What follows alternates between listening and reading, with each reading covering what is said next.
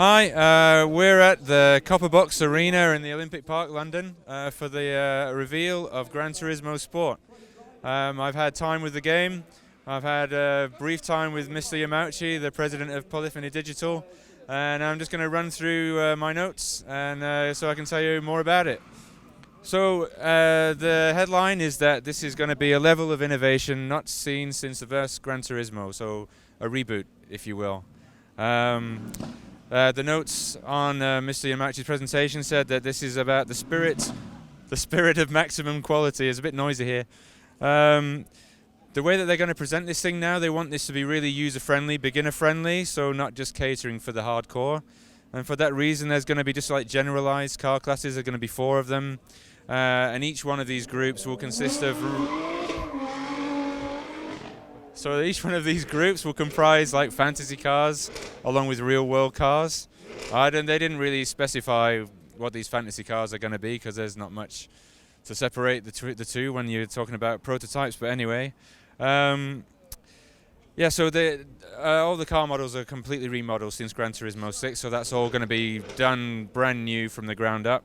In the press conference earlier, Mr. Yamauchi was saying that it feels fun again to develop the game. Like he's kind of, when he's not sleeping, he's basically working on the game.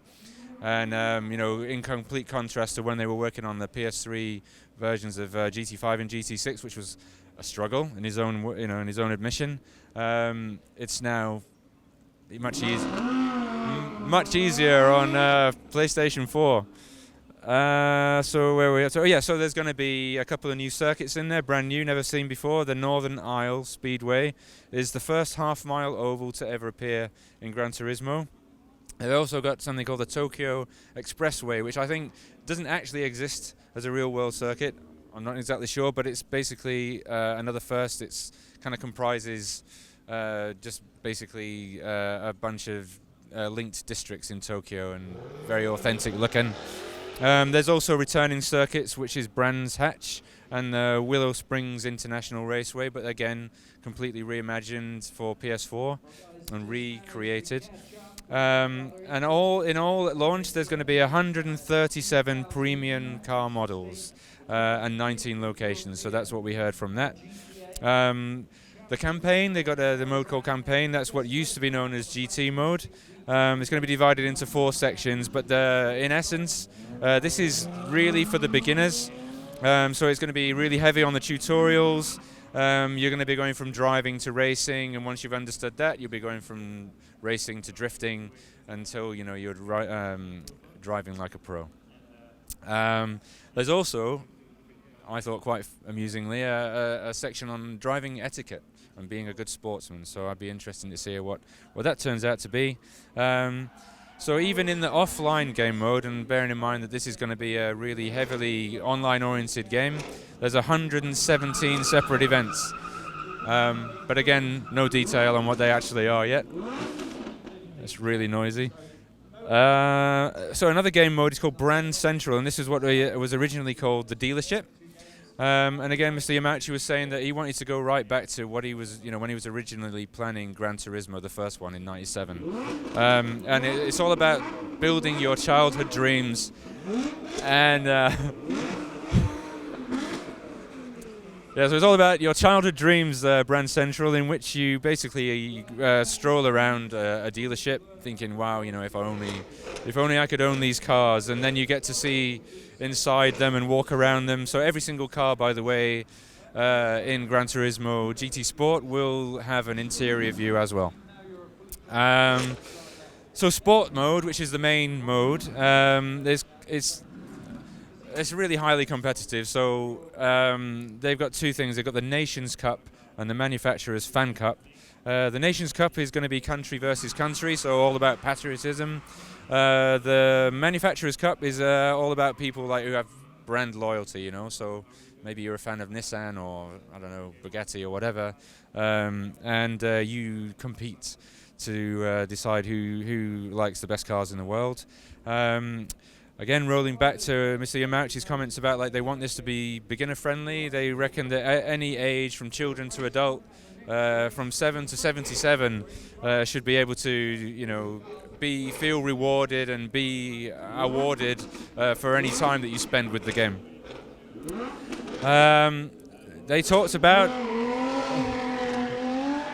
Well, that's the Lotus, in case you're interested. I don't know what Lotus, but it's our Lotus. There's the FIA Gran Turismo digital license, which by doing certain things in the game, you will actually qualify for a real-world qualification, I guess. And with this, you can attend actual real-world events that the FIA organises. So that's cool and something to aim for. But a big thing which they kind of tried to do with GT6 but actually arrived a bit broken at launch is the social features. So you'll have a profile which you can share with your friends. You'll be able to view this in the companion app as well as on PC. You'll have like a kind of Instagram sort of update feed of what you and what all your mates are doing. So basically, I guess if you've done a hot lap and you want your mates to try and beat it, then that's where you'll find it. And finally, as part of the presentation, which went on for a very long time, something called Scapes, which is, as Yamauchi put it, to enter a new era of photography, or possibly. So he thinks that this is something that could change the world of photography, so, no small ambition there.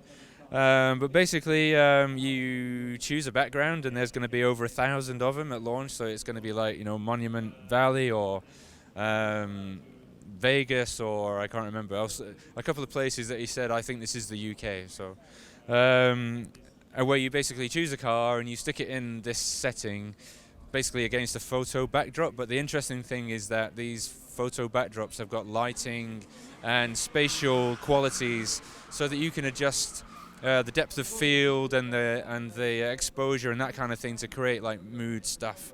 And basically take your dream cars and stick them in all these thousands of locations and share them with your mates. The game looks awesome, I think, and I also think that it's a step up even now from what we saw on PS3. Not surprising, really. There's still a ways to go. I really reckon they're about 50% of the way there in terms of how it looks visually and how it handles. But I've loved it today. It's been crazy. I've had to go in the car and surprisingly didn't throw up.